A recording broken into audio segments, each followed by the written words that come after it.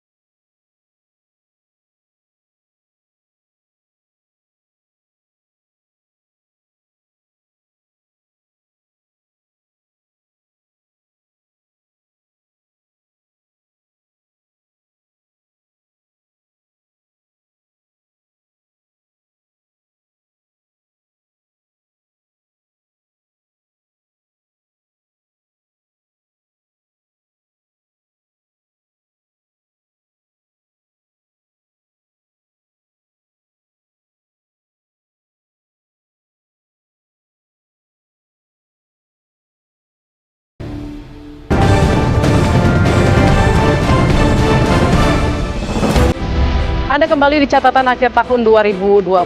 Pemirsa, untuk mencapai visi Indonesia Emas 2045, Presiden Prabowo Subianto menyadari negara harus memiliki sumber daya manusia yang terdidik dan sehat.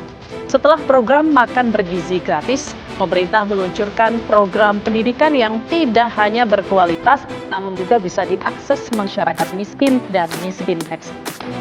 Sementara melalui Sekolah Garuda, Presiden Prabowo Subianto memiliki visi untuk melahirkan generasi unggul sains dan teknologi yang siap membawa Indonesia menuju generasi emas 2045.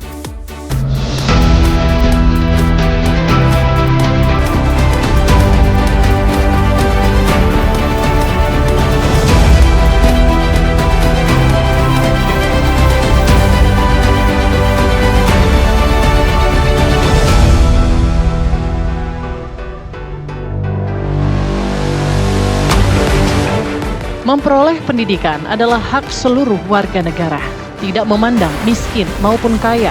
Terlebih, undang-undang mengamanatkan wajib belajar selama 12 tahun yang kemudian di era Presiden Prabowo ditambah menjadi 13 tahun. Namun nyatanya, pendidikan berkualitas masih dinikmati segelintir orang saja. Sehingga cukup mencengangkan jika melihat data sebanyak 227.000 anak usia sekolah dasar di Indonesia belum pernah sekolah atau putus sekolah. Angka ini melonjak drastis di jenjang sekolah lanjutan pertama, yaitu sebanyak 499.000 anak, dan sekolah lanjutan atas sebanyak 3,4 juta anak. Dalam rapat terbatas di Istana Bogor mengenai kesejahteraan masyarakat, Presiden Prabowo menyampaikan akan membuat sekolah bagi anak-anak dari keluarga tidak mampu. Presiden kembali menegaskan keinginannya dalam sidang Kabinet Paripurna, di mana pemerintah akan membangun sekolah rakyat berasrama dengan jenjang pendidikan untuk sekolah dasar, sekolah menengah pertama, dan sekolah menengah atas. Tahun ini kita harap segera akan mulai dibangun 200 sekolah rakyat berasrama untuk SD, SMP, SMA berasrama, dan ini sekolah berasrama ini diperuntukkan untuk kaum yang kurang mampu khususnya. Jadi kita dengan ini kita hendak memutus mata rantai kemiskinan. Anak orang kurang mampu, anak orang miskin tidak boleh miskin.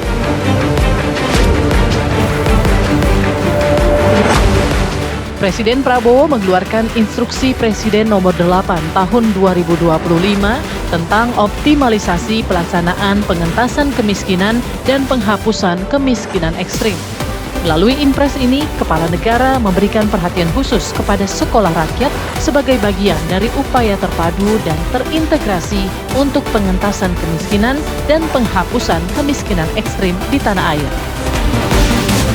Pemerintah menargetkan pengadaan 200 sekolah rakyat di tahun 2025.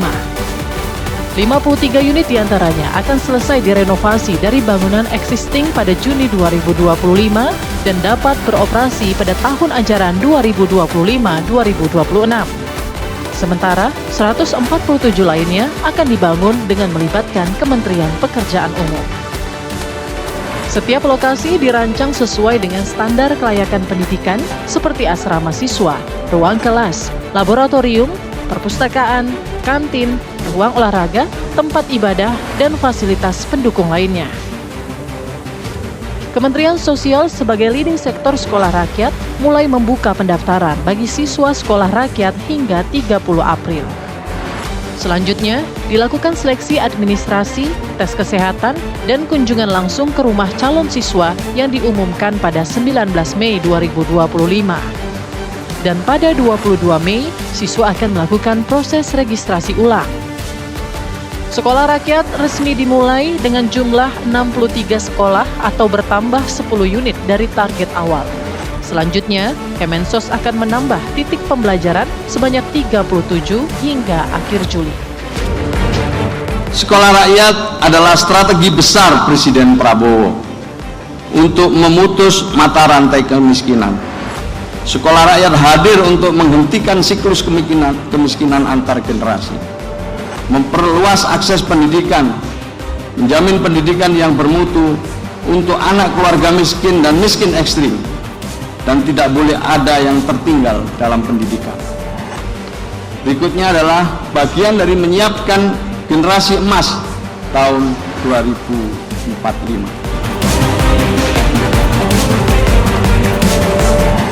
Sekolah rakyat bertambah 59 titik dan ditargetkan mencapai total 190 titik di akhir tahun dengan jumlah siswa sebanyak 15.000, 2.000 guru. Selain itu, akan didukung juga oleh 4.000 tenaga pendidik lainnya seperti wali asrama, wali asuh, dan sebagainya. Pembelajaran di sekolah rakyat pun tidak kalah dengan sekolah swasta karena menggunakan teknologi terkini seperti Learning Management System, Smartboard, dan laptop.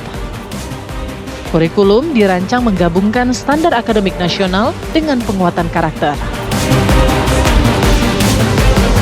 Tak hanya sekolah rakyat, pemerintah juga mengenalkan Sekolah Garuda, program unggulan di bidang pendidikan lainnya. Kementerian Pendidikan Tinggi, Sains dan Teknologi sebagai leading sektor telah menyiapkan 16 titik di seluruh Indonesia. Terdiri dari 12 sekolah Garuda Transformasi dan 4 lokasi pembangunan sekolah Garuda baru. Hingga 2029, pemerintah menargetkan 80 sekolah menjadi bagian dari sekolah Garuda Transformasi serta membangun 20 sekolah Garuda baru di daerah prioritas. Program ini bertujuan memberikan kesempatan belajar yang setara bagi anak-anak berprestasi termasuk di wilayah 3T, terdepan, terluar, dan tertinggal. Presiden Soekarno dalam pidatonya pernah menyebut, "Beri aku 1000 orang tua, akan kucabut Semeru dari akarnya. Beri aku 10 pemuda, akan kuguncangkan dunia." Sehingga tak berlebihan rasanya jika pemerintah saat ini menggenjot kualitas sumber daya manusia dan pendidikannya agar siap berkompetisi secara global. Namun jangan lupa bonus demografi ini harus diimbangi kesiapan pemerintah dan negara secara ekonomi. Nah, usai jeda, kami akan kembali membahas upaya pemerintah mendorong ekonomi melalui Koperasi Desa Merah Putih.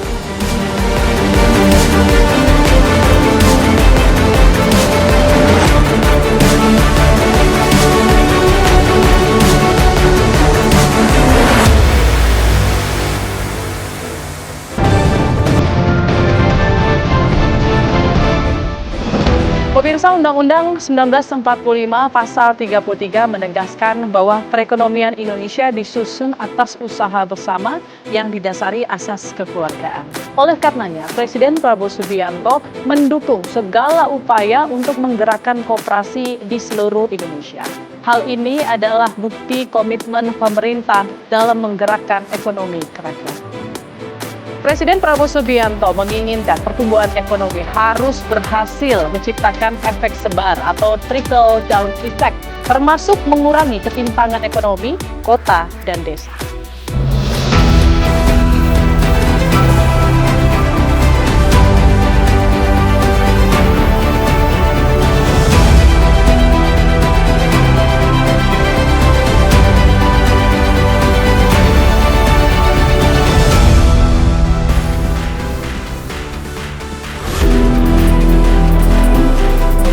Pembentukan Koperasi Desa Kelurahan Merah Putih didorong oleh kebutuhan untuk meningkatkan kesejahteraan ekonomi masyarakat desa melalui pendekatan ekonomi kerakyatan yang berbasis pada prinsip gotong royong, kekeluargaan, dan saling membantu.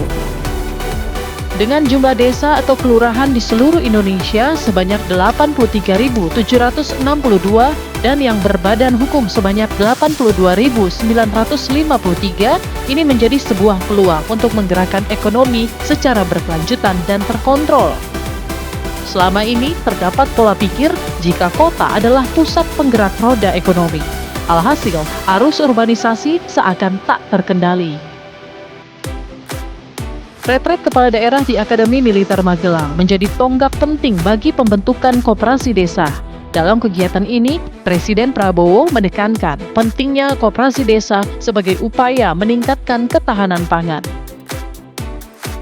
Dalam rapat terbatas di Istana Negara, Presiden Prabowo mengumumkan peluncuran 80.000 koperasi desa dengan nama Koperasi Desa Kelurahan Merah Putih.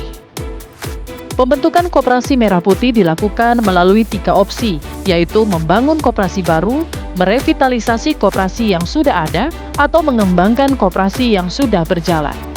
Setiap koperasi Merah Putih akan mendapatkan suntikan modal sebesar 3 miliar rupiah yang berasal dari dana desa, APBN, APBD, atau pinjaman dari Bank BUMN.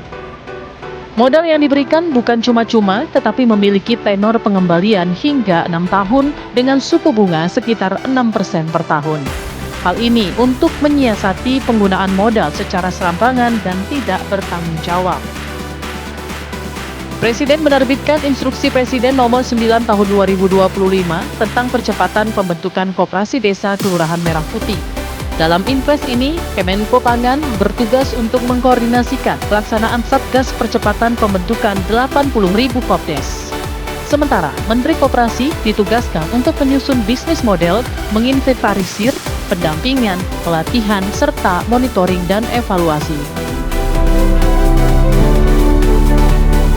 Presiden Prabowo meresmikan 80.081 koperasi desa Kelurahan Merah Putih di Desa Bentangan, Kecamatan Wonosari, Kabupaten Klaten, Jawa Tengah. Koperasi sebagai alatnya pihak yang lemah yang merubah kelemahan menjadi kekuatan selalu dianggap sarana untuk berdaulat, sarana untuk kemerdekaan yang sejati. Karena saudara-saudara sekalian, saya ingin ingatkan, kemerdekaan bukan hanya lagu kebangsaan merah putih, DPR, MPR, dan sebagainya. Iya, kemerdekaan sejati adalah kemerdekaan ekonomi. Keberadaan Koperasi Merah Putih sedianya akan menggerakkan ekonomi desa karena koperasi akan membantu penyerapan produk pertanian, perikanan, dan hasil ternak. Kopdes Merah Putih dapat juga meningkatkan harga jual hasil petani di desa, termasuk menciptakan lapangan kerja. Meski sederet tujuan mulia ini harus diapresiasi, namun pemerintah juga tidak boleh lengah dengan sederet tantangan yang harus dihadapi, termasuk memunculkan persaingan tidak sehat dengan pelaku usaha kecil yang sudah berdiri terlebih dahulu di desa. Nah, tiap desa itu nanti, tapi harus prudent, bukan dikasih uang 5 miliar begitu, bukan. Nanti ada plafon di bank 5 miliar, nanti desa itu mau apa? Mau jadi buka warung, ambil uangnya, bank verifikasi berapa anunya yang kebutuhannya. Mintanya 1 miliar loh, barangnya cuma 100 juta, ya dikasihnya 100 juta. Meski lebih dari 80.000 koperasi desa sudah diresmikan Presiden, namun praktik di lapangan hingga kini tidak sedikit koperasi desa yang masih mengalami sejumlah kendala operasional. Dari mulai belum adanya lahan yang memadai untuk pembangunan gerai, tingginya biaya konstruksi yang mencapai 1,6 miliar rupiah per koperasi desa, hingga masih terbatasnya warga desa yang berminat untuk bergabung menjadi anggota Koperasi Desa Merah Putih. Namun bagaimanapun, semangat pemerataan dan peningkatan ekonomi hingga ke tingkat desa haruslah diacungi jempol dan mendapat dukungan masyarakat. Tugas masyarakat untuk kemudian melakukan pengawasan agar kerja koperasi desa tidak menyeleweng dari tujuan pemberdayaan ekonomi masyarakat desa. 1 tahun 2 bulan masa pemerintahan Presiden Prabowo Subianto sudah berjalan. Sederet program kerja sudah dieksekusi, pelaksanaannya tidak hanya sekedar janji politik di panggung kampanye. Apakah program ini berhasil atau sebaliknya dinilai gagal, masih terlalu dini menilainya. Bagi Presiden, program unggulan yang sudah berjalan ini seakan menjadi jawaban atas apa yang pernah ditulisnya dalam buku berjudul Paradoks Indonesia. Dalam buku ini, Presiden Prabowo menyoroti sisi ironis Indonesia sebagai negeri yang kaya raya, namun masih banyak rakyatnya yang hidup di garis kemiskinan. Catatan akhir tahun 2025 akan kembali esok di jam yang sama dengan sederet peristiwa menarik di bidang politik dan diplomasi Indonesia sepanjang tahun 2025. Akhir kata saya, Putri Windasari, dan segenap kru yang bertugas pamit undur diri. Terima kasih. Sampai jumpa.